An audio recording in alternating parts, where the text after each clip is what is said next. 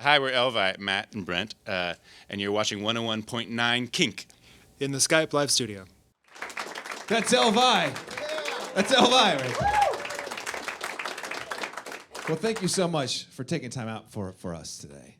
Thank you for having us. And they're doing, I mentioned this earlier, a couple of shows, once tonight, once tomorrow. They're sold out at the Doug first, so you can't go. Unless you're I know a guy, though. We know a guy. There's a guy that you might know. And the album just came out this last week. It's called Return to the Moon. Congratulations on your work. Thanks. You should applaud them. Making records not easy. Congratulations on our art. Thank you. How ironic is that you put out an album called Return to the Moon the same week that Russia says they're going to send a man back to the moon. Ironic. Are you that? That's all. There's a whole synergy going on with that, with promo synergy. You're not in cahoots with the Russian space. Cahoots is a strong word. It's just a dumb word. What is cahoot? Yeah. Okay. We're not in cahoots with anyone. Oh, okay. Well, I wanted. I don't know if you guys know much about these two gentlemen up here. Matt is in a band called The National, and Brent over there is in a band called Ramona Falls, and he's native Portland right there. So, yeah. And you guys actually met right here in Portland.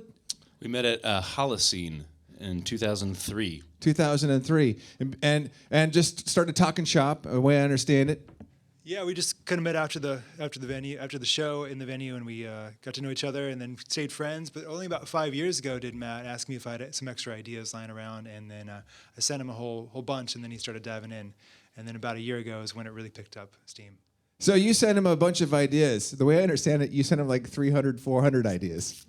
In between 4 and 450. Yeah. That was yeah. 12 hours of bits of ideas. It was all really fun. I mean, I just put in a 12-hour playlist and would just listen along and went on tour with the National and stuff, and just start cherry picking it, putting different things into another folder and kind of coming up with melodies and lyric ideas for it. And we kind of tinkered around back and forth, sending files for a while, but it was definitely a back burner kind of thing until last year. We decided to dive in and finish. Really, we made about 80% of it in the past year, but it started a while back. Yeah. Was it all just shared filing, or did you guys actually ever get together and sit down and get some studio time? Yeah, we got together a couple times. Once Matt flew up to Portland, and we recorded with my friend Drew Scholes. He's actually a really amazing drummer in the band Train, but he's also a native Portlander, and he recorded with us for a few days. And that laid the groundwork for the drums for about 2/3 of the record. And then that was about a year ago, almost exactly. And then from there, we just kind of built off of what Drew did rhythm-wise and kept going. When you say return to the moon you mean Cincinnati? Am I understanding that right?